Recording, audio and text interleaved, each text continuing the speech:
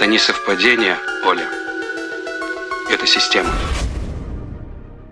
Что пишут этимологи про слова «каша», «кошель», «кашалот»? Я зачитывать не буду, но скриншоты покажу. Эти слова имеют, так скажем, один и тот же корень «каш».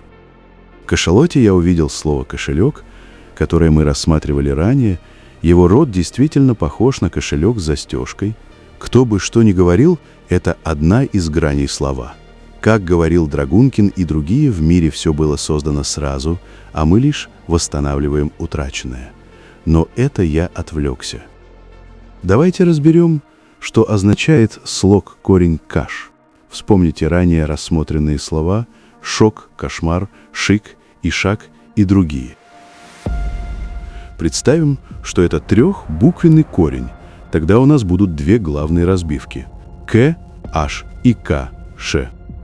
Где первая разбивка означает, что было, а было прижимать к прижатию своего рода было нечто прижатое. И где вторая разбивка означает, что стало, а стало вверх, к верху своего рода стало нечто разбухшее. Для слова «кашель» после склонения мы получим корень «каш», «ле», где буква «ле» говорит о продолжительном действии. Кашемир собирают тогда, когда шерсть выходит сама, линяет весной.